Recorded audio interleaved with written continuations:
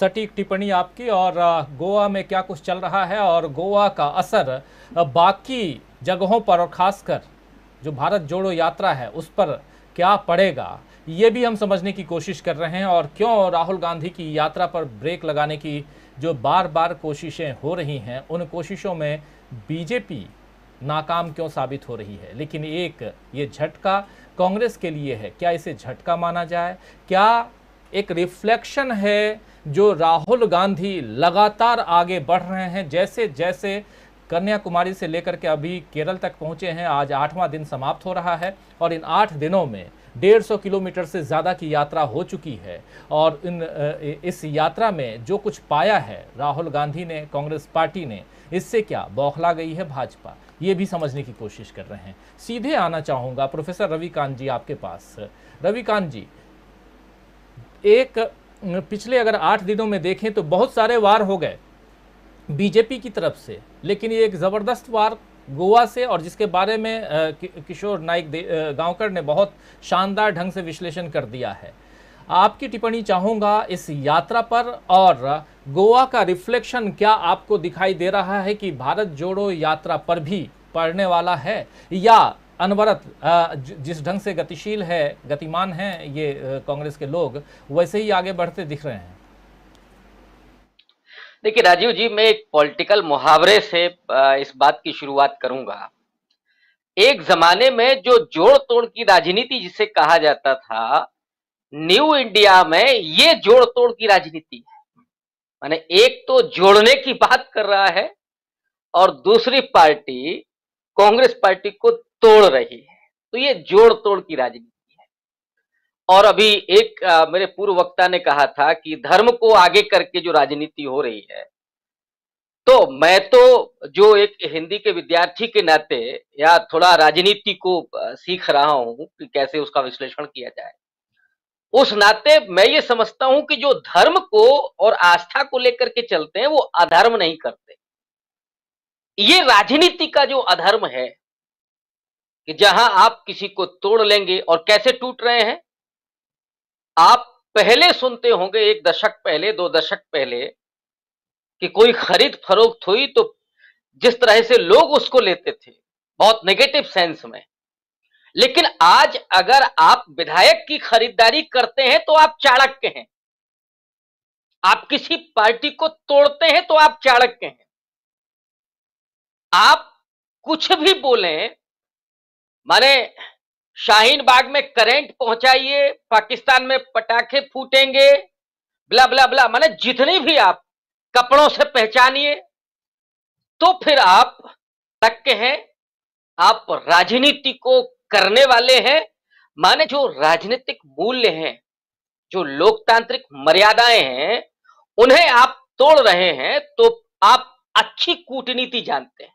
ये जो परसेप्शन बदला है, उस बदले हुए परसेप्शन के चलते आज जनमानस में भी इसके खिलाफ कोई रोष नहीं आपको दिखेगा। क्योंकि मीडिया के जरिए अभी जो गोवा से पत्रकार महोदय बैठे हैं, उन्होंने कैसा वॉशिंग मशीन है भारतीय जनता पार्टी, लेकिन वही वॉशिंग मशीन नहीं है, एक वॉशिंग मशीन लगी है साहब गोदी मीडिया पर भी, जो सारे कुकर्मों को वहां धुल करके साफ किया जाता है।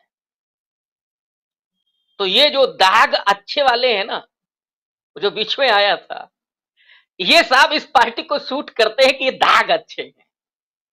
तो ये जो पूरी राजनीति हो रही है, उसको मैं समझता हूं कि भारत के राजनीतिक आदर्श और उसकी जो परंपरा है उसकी जस्ट उलट है। इसमें कूटनीति, चाणक्य और ये सब बहुत वाहियात किस्म की बातें हैं।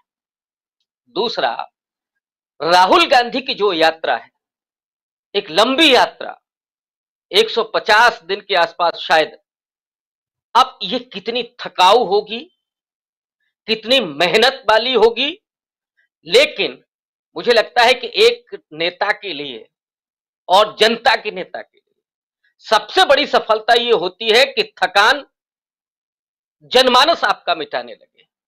ये जो दृश्य आप दिखा रहे हैं कि जहां छोटे छोटे बच्चे, अब इन पर जो प्रेम कुमार जी ने कहा कि साहब बाल संरक्षण आयोग आ गया है बिना किसी शिकायत के। उसको किसी पेरेंट ने, किसी व्यक्ति ने शिकायत नहीं की है, लेकिन वो आ गया है कि साहब ये चुनावी किस्म की यात्रा है तो चुनाव आयोग इसका संज्ञान ले। ये कौन सी चुनावी यात्रा है? तो एक तरफ मुझे लगता है कि भारतीय जनता पार्टी भयाक्रांत है, क्योंकि जो करोड़ों रुपया खर्च करके राहुल गांधी की उन्होंने इमेज को धक्का पहुंचाया था, वो इस पैदल यात्रा के जरिए वो छवि धीरे धीरे निखर रही है। और जिस तरह की भीड़ आ रही है उसमें ऐसे लगता है कि राहुल गांधी जननायक की तरह सामने आ रहे हैं, क्योंकि जिसे हम दक्षिण भारत के रूप में जानते हैं वो अपने नायकों को बेहद मोहब्बत करता है। बंगाल की संस्कृति में भी वो है। लेकिन इस यात्रा का असली जो मकसद और अर्थ जो होगा वो होगा जब आप उत्तर भारत में होंगे, हिंदी पट्टी में होंगे, जिसे एक हिंदी के विद्वान गोबर पट्टी कहा करते थे। तो इस गोबर पट्टी में जब आप दाखिल होंगे तब आपकी छवि क्या होगी, तब आपको लोग कैसे ले रहे होंगे, वो दिखाई पड़ेगा इस यात्रा के जरिए। अब ये जो भयाक्रांत है भारतीय जनता पार्टी, वो इसलिए भी है कि वो कांग्रेस पार्टी को किसी भी कीमत पर खड़े नहीं होने देना चाहते। वो एक परसेप्शन सेट करना कि साहब कांग्रेस पार्टी तो लगातार टूट रही है, उसमें कोई दम नहीं है। क्योंकि अगर आप पूरे भारत के उन हिस्सों को देखिएगा तो कम से कम 150 सीटों पर सीधे भाजपा और कांग्रेस के बीच मुकाबला है।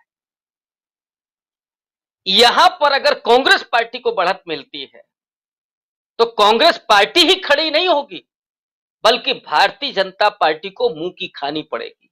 ये असली डर ये है। तो कांग्रेस पार्टी ना खड़ी, क्योंकि हम लोग जानते हैं 19.5% वोट मिला था पिछले लोकसभा चुनाव में, करीब करीब 12 करोड़ वोट। 12 करोड़ और 19.5% वोट वाली जो पार्टी है और वो सड़क पर है, लंबी यात्रा के जरिए उसके सबसे बड़े नेता, अब सबसे सीनियर ना कहें तो सबसे बड़े नेता के रूप में राहुल गांधी। तो इस वजह से लगातार, और मुझे लगता है अभी और होगा, ये सिलसिला रुकने वाला नहीं है। इस पर अभी और आप बहस करेंगे कि फिर कहां टूटा कांग्रेस और कहां कमजोर हुई। तो जनमानस में, वो खास करके गोबर पट्टी में, यहां पे ये दिखाते रहना कि कांग्रेस जमीन पर नहीं है, वो खड़ी नहीं हो सकती और वो लगातार कमजोर है, लगातार वो टूट रही है। क्योंकि असली मुकाबला यहां पे होने जा रहा है। अगर उत्तर भारत में भारतीय जनता पार्टी कमजोर होती है तो हम लोग समझ सकते हैं कि क्या हश्र होगा। नीतीश कुमार ने जब से वो मास्टर स्ट्रोक मारा है, और राहुल गांधी उत्तर प्रदेश में शायद सिर्फ 2 दिन होंगे। बहुत सारे लोग कह रहे हैं कि उत्तर प्रदेश में आप क्यों कम हैं। हो सकता है ये रणनीति हो कि यहां पे जो सोशल जस्टिस की पॉलिटिक्स है और उसके जो नायक हैं, चाहे नीतीश कुमार हो, उधर लालू हो, या यहाँ पे समाजवादी पार्टी और मायावती, इनको एक स्पेस छोड़ा जाए, क्योंकि आपको गठबंधन भी करना है, भले ही वो पोस्ट पोल हो। तो इन तमाम चीजों को लेकर के मंथन हुआ होगा, हम लोग सिर्फ कयास लगा सकते हैं, वरना उत्तर प्रदेश में 2 दिन का कोई मतलब नहीं। तो इसके जरिए जो गोलबंदी हो रही है, बंगाल में ममता बनर्जी सीधा जिस भाषा में जवाब दे रही हैं, यहां नीतीश ने तो जमीन पूरी खिसका दी है। मराठा अस्मिता का भी सवाल सीधा खड़ा हो गया है। और अभी जो 2 राज्यों के चुनाव हैं उसमें भले ही कांग्रेस को अपेक्षित सफलता ना मिले, लेकिन अगले वर्ष जो 9 राज्यों के चुनाव हैं उसमें से 4 में तो सीधे आमने सामने है कांग्रेस और बीजेपी। और वहां पर जैसा कि अभी हम लोगों को दिख रहा है कि वहां कांग्रेस पार्टी को बढ़त मिल सकती है, माने 2023 के चुनाव में। और फिर जो साइकोलॉजी बनेगी वो भारतीय जनता पार्टी को बहुत मुश्किल में डालने वाली होगी। और इसलिए चाणक्य सक्रिय है, कूटनीति चल रही है, और ये दाग अच्छे हैं, इसको भी जस्टिफाई किया जा रहा है। लेकिन क्या इस